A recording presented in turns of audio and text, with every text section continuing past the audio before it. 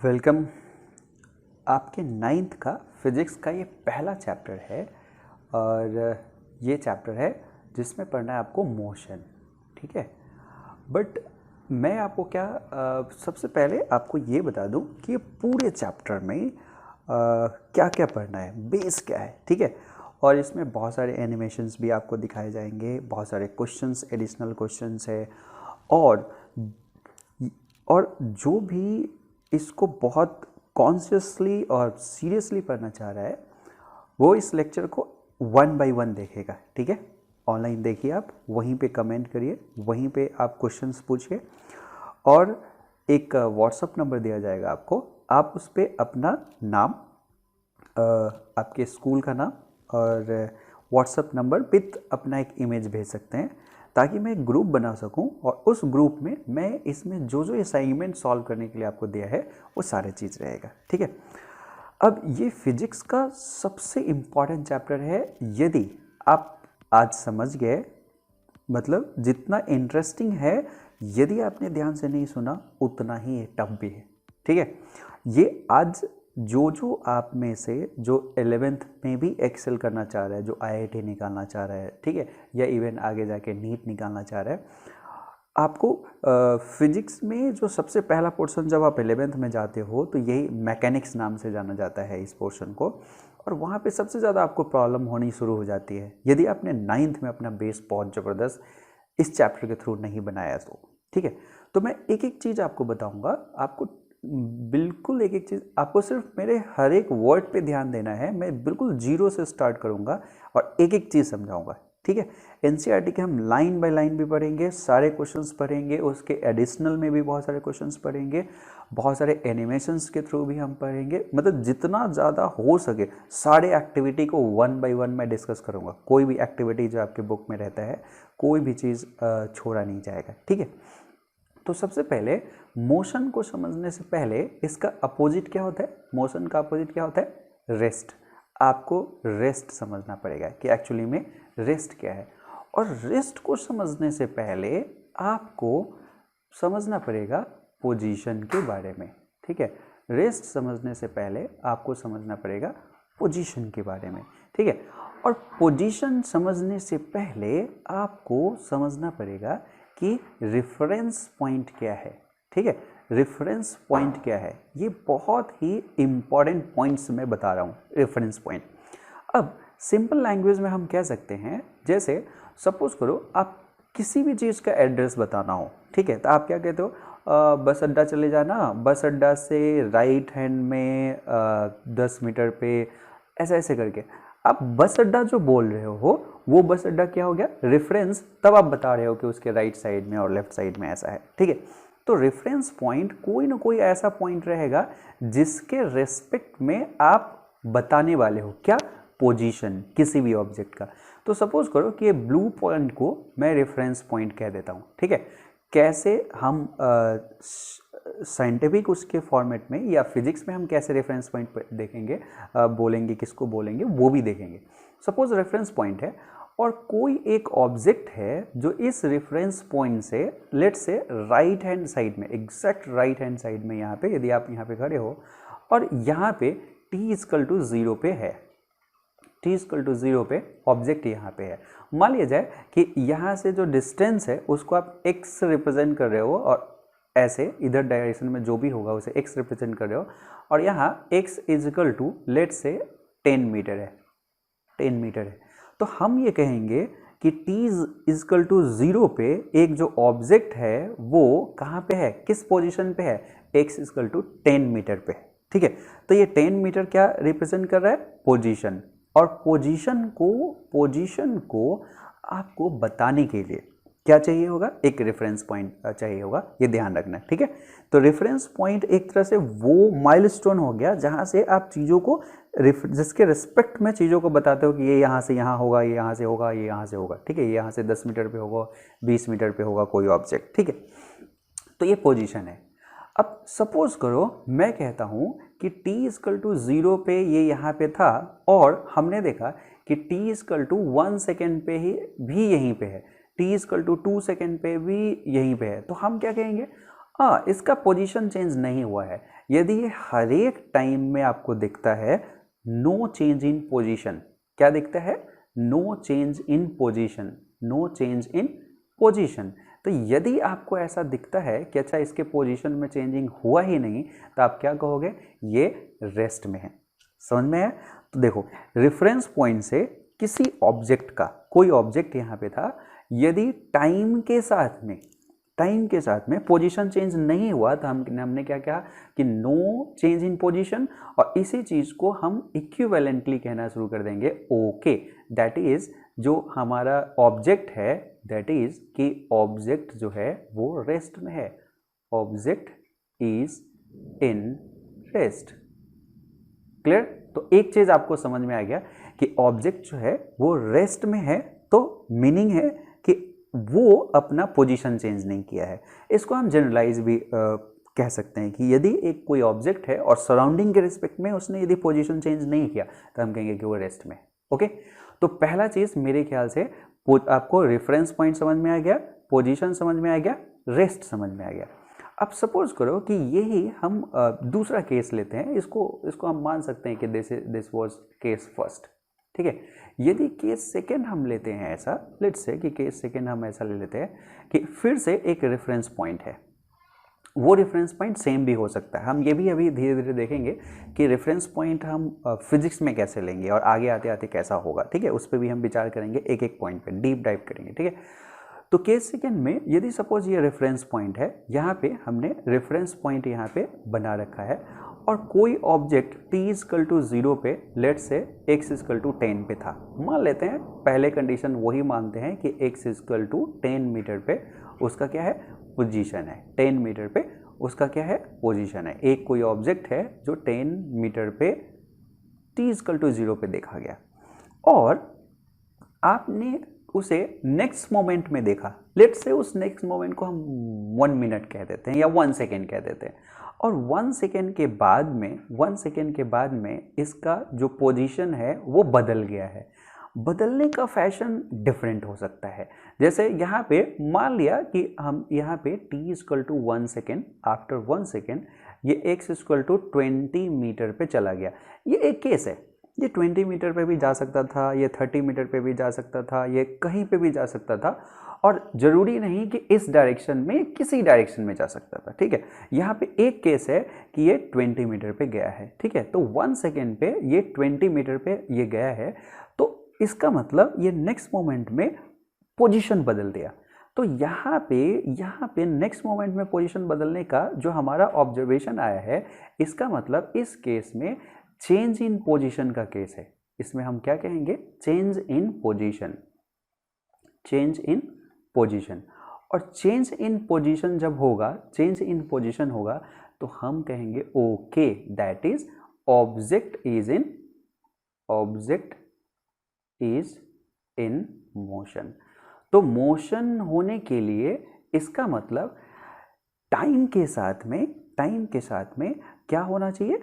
Time के साथ में पोजीशन में चेंजिंग होना चाहिए, सराउंडिंग में चेंजिंग होना चाहिए, तब हम कहेंगे कि वो ऑब्जेक्ट क्या है? मोशन में है।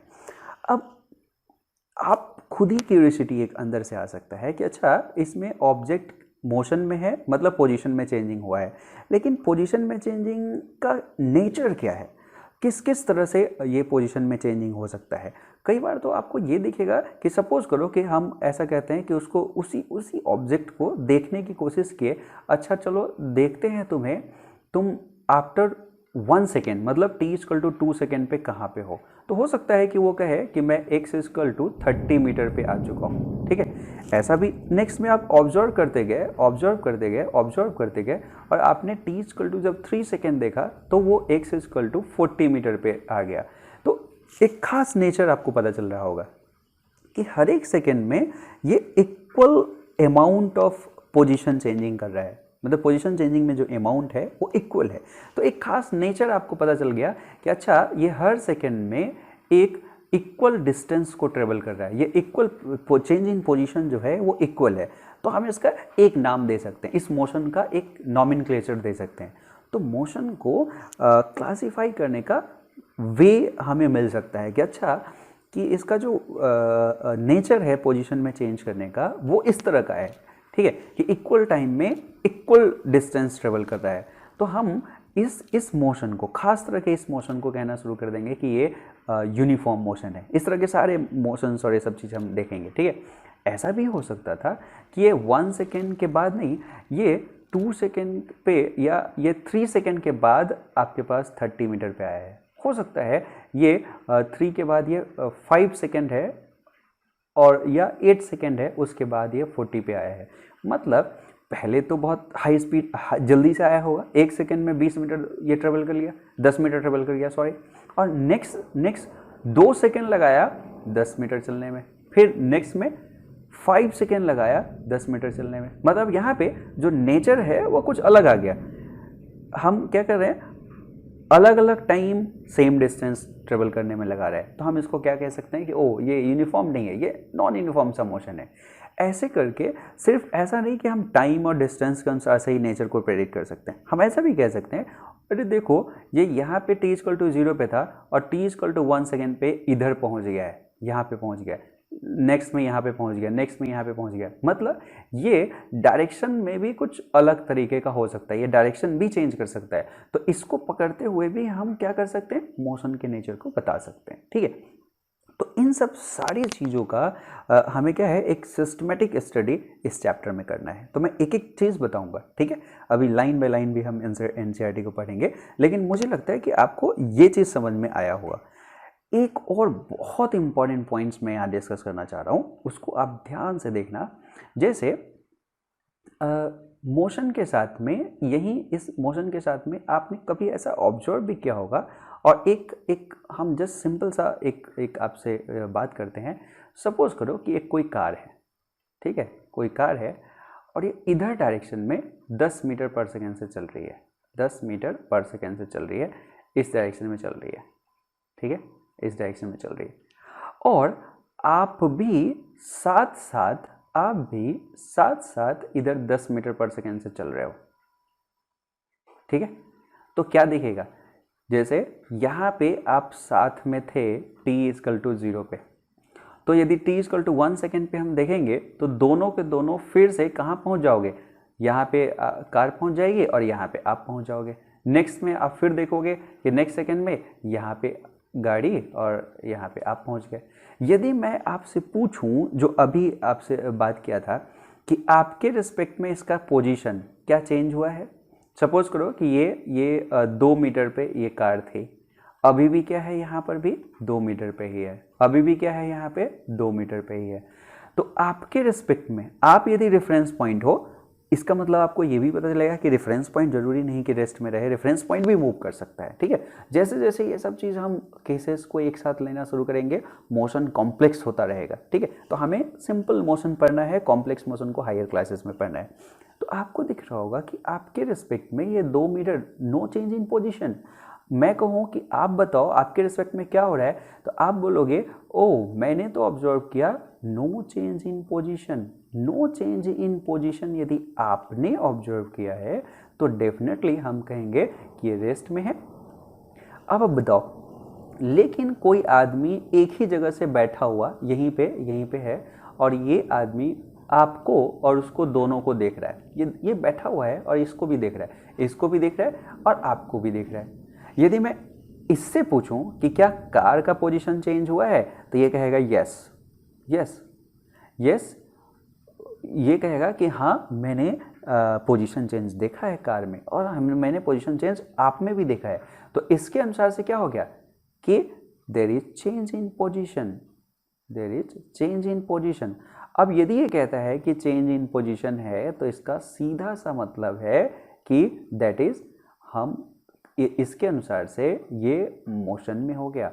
कितना जबरदस्त ये पार्ट है। देखिए, ऑब्जर्वर के चेंज होते ही ये एक ऑब्जर्वर था और आप एक ऑब्जर्वर हो, आपके रिस्पेक्ट में ये रेस्ट में है और इसके रिस्पेक्ट में ये मोशन में है। तो कौन सा चीज़ मोशन में है और कौन सा चीज़ मोशन में नहीं है, ये एक रिलेटिव क्वांटिटी है। रिस्पेक्ट में हम बता सकते हैं, एग्जैक्टली नहीं बता सकते कि हाँ ये तो मोशन में होगा ही या ये तो रेस्ट में होगा ही। Got it? तो ये पार्ट हमें पढ़ना है, ठीक है। अब मोशन आपको समझ में आ गया कि हम मोशन, जो सबसे पहले रेफरेंस पॉइंट समझ में आया, रेफरेंस पॉइंट के अनुसार से पोजीशन समझ में आया, पोजीशन में चेंज होता है तो हम कहेंगे मोशन में है, अदरवाइज वो रेस्ट में होगा। अब चेंज, जो पोजीशन चेंज का जो वे हो सकता है वो बहुत डिफरेंट डिफरेंट तरीके का हो सकता है। उसके अनुसार से मोशन के टाइप्स बहुत सारे हो सकते हैं, जिसको हम एक वन बाय वन अभी आएंगे, बहुत डिफरेंट टाइप के मोशन को, और उसका एनिमेशन भी देखेंगे, ज़बरदस्त एनिमेशन भी देखेंगे, ठीक है। तो और उसके बाद हमने ये भी देखा कि एक्चुअली में रेस्ट और मोशन एक रिलेटिव क्वांटिटी है। किसी के रिस्पेक्ट में हो सकता है कोई चीज़ रेस्ट में है और हो सकता है कि वो मोशन में। जैसे मैं पूछूं कि आप जहाँ पे बैठ के ये लेक्चर देख रहे हो, तो आपका लैपटॉप या आपका मोबाइल रेस्ट में है या मोशन में है? आप कहोगे रेस्ट में है। लेकिन कोई हवाई जहाज से यदि यहाँ से जा रहा होगा तो उसको कैसा दिखेगा? उसको मोशन में दिखेगा। तो ये जो रेस्ट और मोशन है ये रिलेटिव क्वांटिटी है, ठीक है। तो there is no absolute rest. हम कहेंगे कोई भी चीज़ नहीं कह सकते कि एब्सोल्यूट रेस्ट में है या एब्सोल्यूट मोशन में है, ठीक है। ये बहुत इंपॉर्टेंट कॉन्सेप्ट आपने देख लिया कि there is no what, there is no absolute what, rest और मोशन। रेस्ट और मोशन एब्सोल्यूट नहीं होते, कोई भी एब्सोल्यूट रेस्ट और मोशन नहीं है। ये क्या है? रिलेटिव है। तो मोशन और रेस्ट जो है वो एक रिलेटिव क्वांटिटी हो गया, गॉट इट। तो ये डिफरेंट टाइप के हमारा क्या है, ये मोशन है। अब हम अभी नेक्स्ट लेक्चर में, छोटे छोटे लेक्चर्स में बताऊंगा, नेक्स्ट लेक्चर में हम क्या पढ़ेंगे कि एनसीईआरटी को वन बाय वन पढ़ना शुरू करते हैं कि एनसीईआरटी में पहला पॉइंट क्या दिया, दूसरा पॉइंट, और उसका डीप डाइव करेंगे, ठीक है। उसको हम देखेंगे कि अच्छा वो डीपली उसको समझे तो क्या जानेंगे, ठीक है। तो आप यदि वन बाय वन सारे लेक्चर्स को देखोगे तो आपको महसूस होगा कि ये आप एक एक पॉइंट्स को समझ पाएंगे, ठीक है। और जिस दिन मैं जो ऑब्जेक्टिव दूँ, जो क्वेश्चंस दूँ, आपको उसी समय सॉल्व करना है, ठीक है। आपके स्क्रीन पे वो क्वेश्चंस रहेगा, स्क्रीन स्नैप आप ले सकते हो, और व्हाट्सएप पे जब आप नंबर भेजोगे तो मैं उस ग्रुप में भी डालता रहूँगा, उसका आंसर, उसका डिस्कशन हम फर्दर करते रहेंगे, ठीक है। तो जो भी जेन्युइन तरीके से पढ़ना चाहता है वो जुड़ जाए, ठीक है। तो हम नेक्स्ट लेक्चर में यहाँ पे क्या करेंगे, एक एक पॉइंट्स को पढ़ेंगे, ठीक है, और हर एक एक्टिविटी पे को भी डिस्कस करेंगे, ठीक है। तो नेक्स्ट लेक्चर में मिलते हैं। Thank you.